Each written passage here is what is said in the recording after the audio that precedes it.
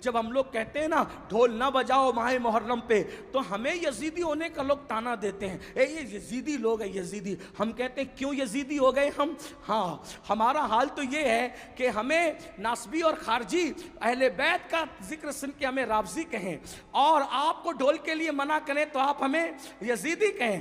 بہت اچھی بات ہے، آپ کے اپنے معاملات ہیں، مگر یاد رکھنا اللہ کی عدالت میں تمہیں بھی منہ دکھانا ہے اور ہمیں بھی کھڑے ہونا ہے۔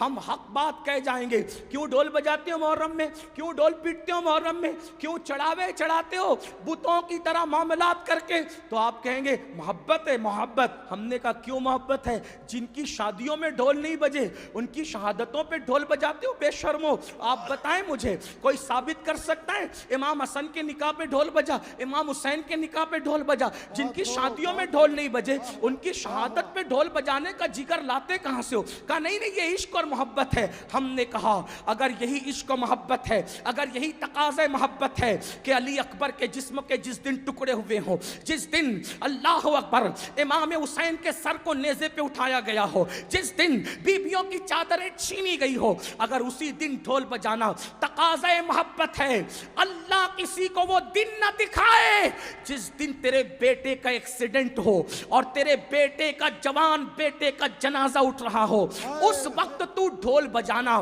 پھر سمجھیں گے کہ تقاضۂ محبت کسے کہتے ہیں۔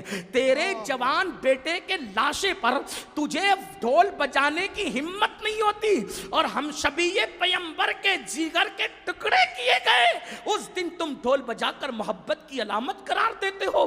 شرم نہیں آتی؟ ذرا سوچو تو صحیح۔ سنیو، بدعقیدگی کے راستے ہم نے استوار کرنے کی کوشش کی ہے۔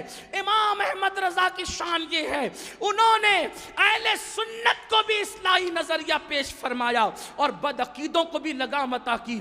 کم نصیبی یہ ہے ہم نے بدعقیدوں کے معاملے میں اعلیٰ حضرت کا موقف تو پیش کر دیا، لیکن اہل سنت کی اصلاح کے لیے انہوں نے جو باتیں پیش کی کہ ہم نے اس کی ہمت کی، اس لیے کہ ہم تو سوچتے ہیں فلاں صاحب ناراض ہو جائیں گے، فلاں صاحب۔ یاد رکھو قرآن کہتا ہے واللہ ورسولہ احق ان یرضوا، اللہ اور اس کے رسول زیادہ حقدار ہیں کہ ان کو راضی کیا جائے۔